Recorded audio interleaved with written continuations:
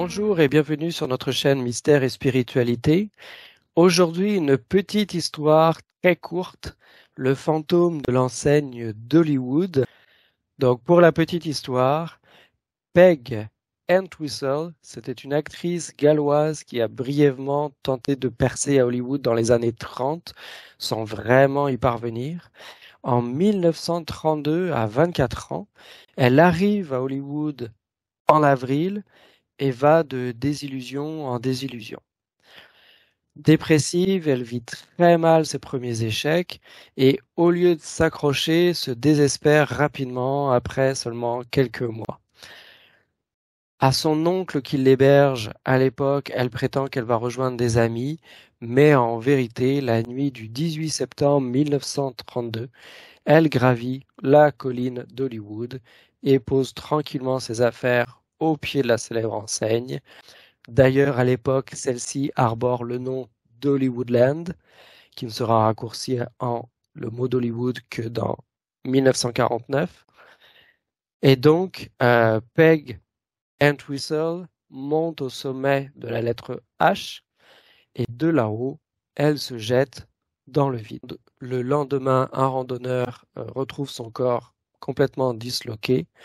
Dans ses vêtements, la police exhume un message. J'ai bien peur d'être lâche. Je suis désolé pour tout. Si j'avais fait cela il y a longtemps, ça aurait évité beaucoup de souffrance. Signé Peg.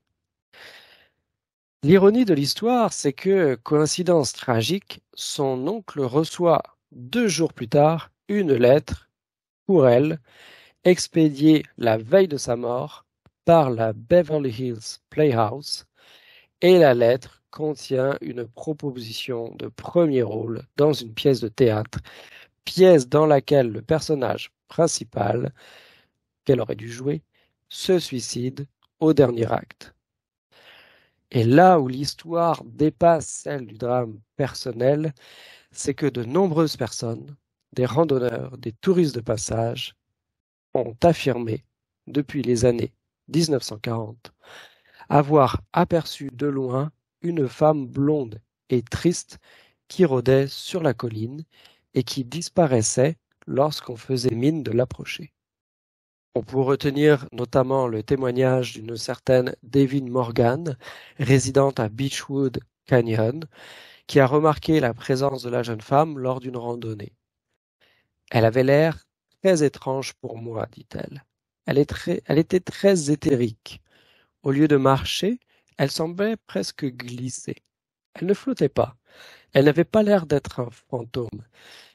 Mais il y avait quelque chose de très étrange à son sujet. David Morgan précise qu'après sa disparition, un parfum intense continua de flotter dans l'air. Et de nos jours encore, le panneau Hollywood a la réputation d'être hanté. Merci d'avoir suivi cette vidéo.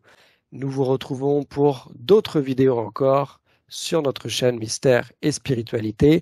N'hésitez pas à mettre des commentaires et à vous abonner à la chaîne. À bientôt.